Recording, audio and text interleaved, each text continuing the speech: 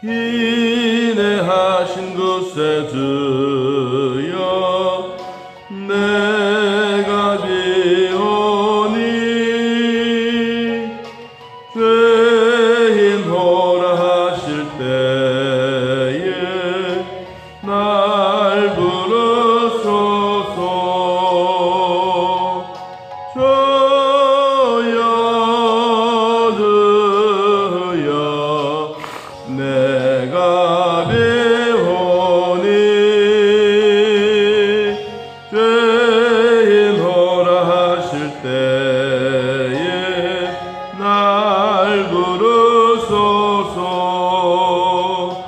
자비하신 보좌 앞에 꿇어 엎드려 자복하고 회개하니 믿음 주소서. 주여 주여 내가 배우니 죄인호라 하실 때에 날 부르소서. 주의 공로 의지하여 주께 가오니 상한 마음을 고치시고 구원하소서. 주여 주여 내가 배우니 죄인호라 하실 때에 날 부르소서. 만복근한 우리 주여 위로하소서.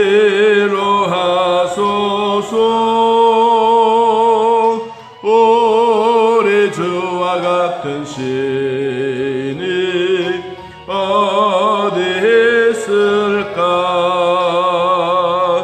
주여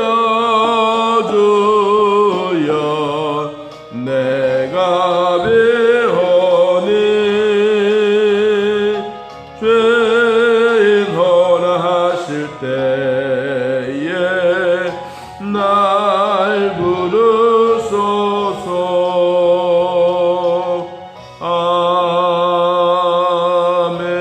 아멘. 성경 말씀은 여호수아서 8장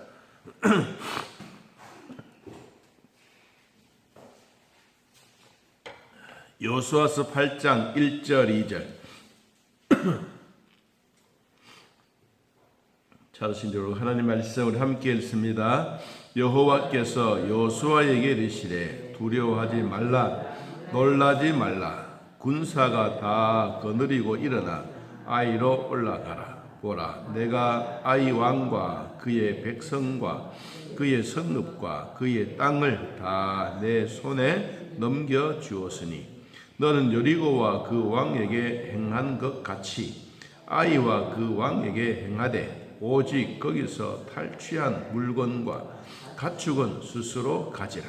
너는 아이 성 뒤에 복병을 둘지니라 하시니라. 아멘. 이스라엘 백성들이 가나안 땅에 들어가는 첫 관문인 이 여리고 성을 어제 말씀 가운데 점령을 했습니다.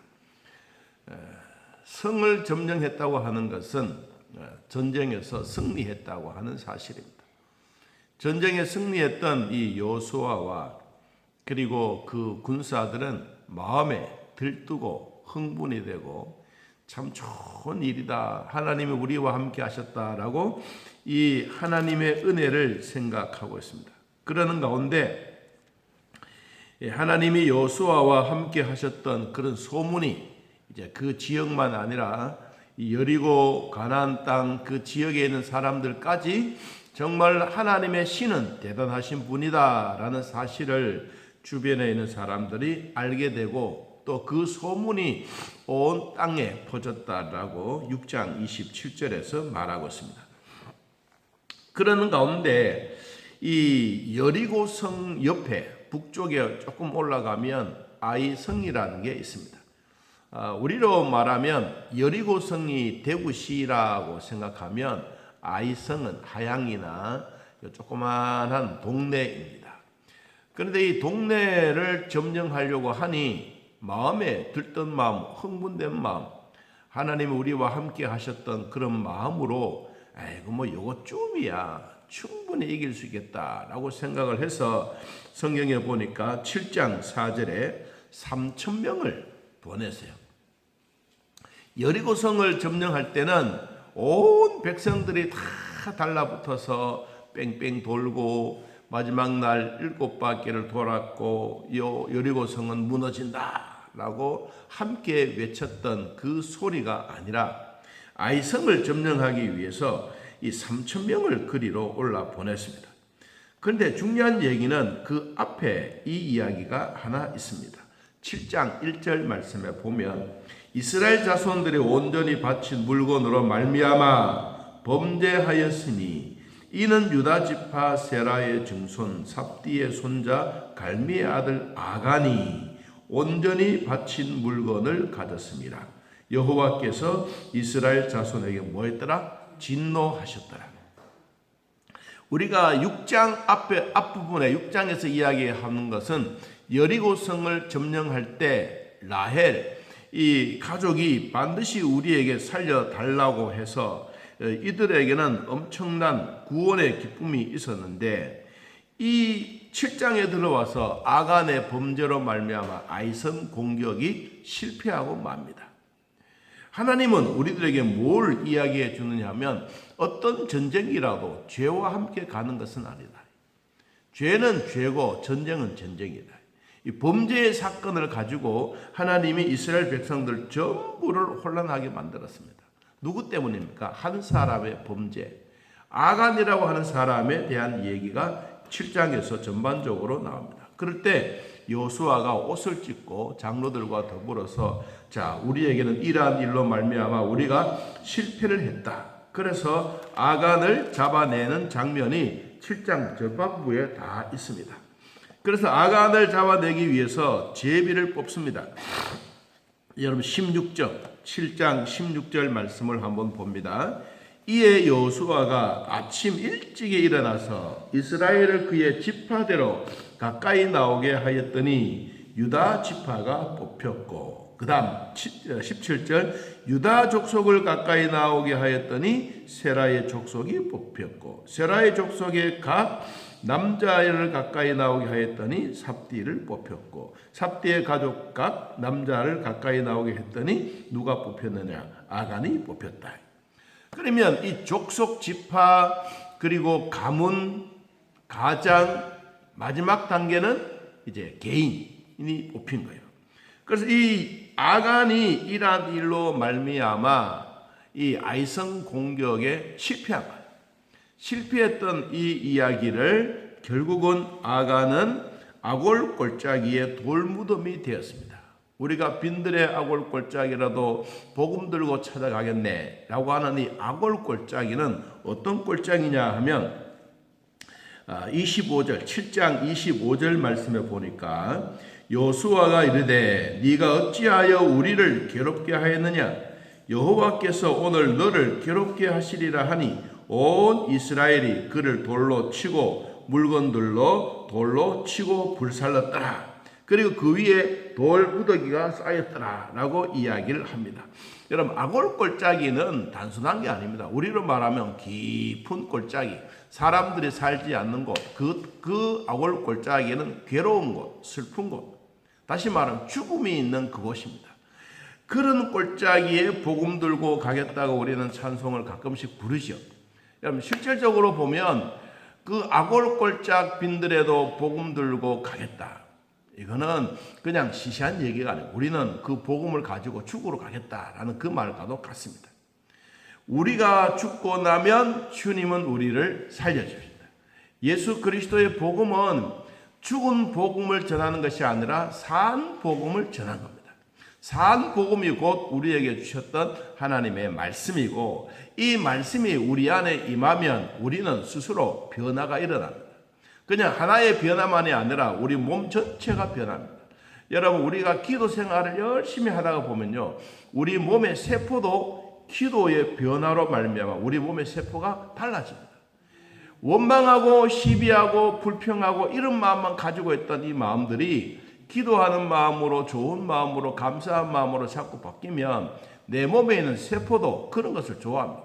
옛날에는 불평하는 것을 좋아했으면 불평한 사람들을 만나면 내 몸이 막 좋아서 막 춤을 춥니다. 와, 또 만났네, 또 만났네. 그런데 이 마음이 변화가 되려면 성령이 내 안에 들어와 계시면 이때부터 자꾸 불안한 마음들, 원망한 마음들, 불평하는 것들, 그리고 죄악과 가까워지는 것들이 자꾸 멀어지고, 그때부터 내 몸의 세포가, 상대방이 늘 불평하는 사람이 옆에 오면 싫다, 이제 마음에 겉으로 표현을 하지는 않아요. 싫다, 당신 싫다 이러면서 자꾸 그 선을 끊게 되고, 그리고 기도하는 사람들, 그리고 말씀 보기를 좋아하는 사람들, 성령의 사람들 가까이 내 몸이 그리로 이렇게 옮겨가는 거예요. 그러면 여러분, 하루아침에 우리 몸이 막 확 변해가지고 뭐 어린 아이가 막 태어나서 어린애는 이런 건 아니잖아요. 우리의 몸이 서서히 습관화가 되어요. 그러면 우리의 건강의 세포도 다시 기도의 세포로 바뀌어져요. 그럼 내 몸도 기도한 사람들 보면 좋아하고, 찬송 부르는 사람이 있으면 좋아하고, 성령의 사람이 있으면 자꾸 그리로 가고 싶어하는 마음이 생겨지는 거예요. 여러분, 그게 바로 뭐냐니까, 아골골짝 빈들에는 원래는 괴로움과 슬픔과 죽음의 자리인데, 이 자리에서 예수 그리스도를 영접하고 나니 점차적으로 새로운 변화가 일어나는 거예요. 여러분, 이게 성령의 사람들의 몸의 변화의 모습입니다. 여러분, 변화는 하루아침에 갓난 아이가 막 뻥튀기처럼 되어서 성인이 되는 것은 결코 아닙니다. 우리도 예수 믿고 구원받았으면 서서히 자기도 모르는 사이에 우리의 몸이 그렇게 변화되어져 갑니다. 우리 안에는 이미 성령이 내 안에 계십니다. 그래서 우리는 성령의 지배를 받고 성령의 다스림을 받으면 내 주변에 있는 사람들이 자꾸 나쁜 사람들이 아니라 성령이 아닌 그런 친구들은 자꾸 떠나가고, 그리고 내 주변에 보면 예수 믿는 사람, 하나님의 사람들이 내 곁에 자주 오게 되는 것입니다. 이게 우리의 변화입니다. 자, 아골골짝 빈들에는 아간이 이렇게 죽었어요. 여러분, 아간만 죽은 게 아니에요. 아간의 자식들, 그 가문이 멸절한 거예요. 여러분, 그래서 우리의 신앙이라고 하는 것은, 가장의 신앙은 누구나 할 것 없이 다 중요한 거예요. 한 사람의 잘못으로 나라가 망하고, 한 사람의 잘못으로 그 가문이 쑥대밭이 된다면 이것보다 더 무서운 일이 어디 있겠어요? 이 말을 뒤집어서 말하면, 우리는 하나님의 사람으로서 내 한 사람 때문에 나라가 잘 되고, 내 한 사람 때문에 가문의 영광이라면 세세토록 그 사람의 이름이 높이 들려지게 될 것입니다. 마지막 무덤 앞에 가서도 당신 참 멋지게 살았습니다. 우리는 당신의 믿음을 따르겠습니다. 이렇게 이야기할 겁니다. 자, 그런 가운데 이제 아이성을 다시 하나님이 여호수아에게 명령했습니다. 여호수아야, 놀라지 말라, 두렵게 여기지 말라. 군사들을 거느리고 아이성을 다시 점령해라. 그 땅, 그 성읍은 내가 너에게 이미 주었다. 자, 그래서 이제 하나님이 전쟁을 행하시는 거예요. 실제로 몸의 움직임은 인간인 여호수아와 그 백성들이 움직이지만은 전쟁의 전략은 누가 하느냐? 하나님이 하셨어요. 그래서 이 전략을 봅니다. 자, 2절 끝부분에 보면, 너는 아이성 뒤에 무엇을 두라? 복병을 두라. 복병은 우리로 말하면 그냥 숨어 있는 거예요. 숨어 있는데 그 복병에 대한 얘기를 이제 3절부터 이야기를 하고 있습니다. 3절 보겠습니다. 이에 여호수아가 일어나서 군사와 함께 아이로 올라가려 하여 용사 3만 명을 뽑았습니다. 처음에는 아이성이 작다는 것을 생각하고 얕보아서 군사 몇 명을 보냈습니까? 3,000명을 보냈어요. 3,000명을 보내서 개박살 난 거예요. 우리로만 쑥대밭이 된 거예요. 패배하고 돌아와서 아이고 하나님 왜 이렇습니까? 그랬더니 하나님이 아간을 발견하고 그리고 새로운 힘과 용기를 주면서 이제 3만 명의 복병을 밤에 뽑아서 보냅니다. 4절 그들에게 명령하리되 너희는 성읍 뒤에 가서 성읍을 향하여 매복하되 그 성읍에서 너무 멀리 하지 말고 다 스스로 준비해라. 나와 나를 따르는 모든 백성은 다 성읍으로 가까이 가리니 그들이 처음과 같이 우리들에게로 쳐 올라올 것이라. 그리할 때에 우리가 그들 앞에서 도망하면 그들이 나와서 우리를 추격하며 이르기를 그들은 처음같이 우리 앞에서 도망한다 하고 우리의 유인을 받아 그 성읍에서 멀리 떠날 것이다.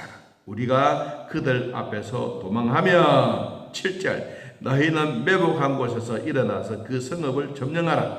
너의 하나님 여호와께서 그 성읍을 너의 손에 주시리라. 너희가 그 성읍을 취하거든 그것을 불살라라. 여호와의 말씀대로 행하라. 보라 내가 너희에게 명령하였느니라. 여러분 그랬더니 그 명령대로 다 행해서 매복하고 그리고 적군을 유인하고 다 빠져나오는 이 군사들 다음에 그리고 진짜 3만여 명의 군대들이 그 점령안을 딱 들어가서 완전히 점령하고 아이성을 승리로 이끌었습니다. 자, 오늘 우리는 이 전쟁에 관한 얘기를 하지만 실제로는 지금도 우리는 영적인 전쟁 중에 있습니다. 사탄은 항상 우리 가운데 거하면서 우리를 유혹하고 힘들게 만들고 원망하기를 좋아하고 불평하기를 자꾸 이끌어가도 아니야. 나는 하나님이 내 안에 계셔. 내가 하나님과 함께 동행하는 사람이야. 하나님이 내 안에 주인이야. 하나님이 나를 지배하고 계셔. 여러분 이 마음을 가지고 불평하는 사람들이 있으면 자꾸 멀리하는 게 우리 신앙인으로서 반드시 해야 될 부분이에요. 그리고 우리가 마음이 자꾸 성령으로 이끌어 나가게 되면 하나님은 전쟁 속에서도 우리를 승리하게 하십니다.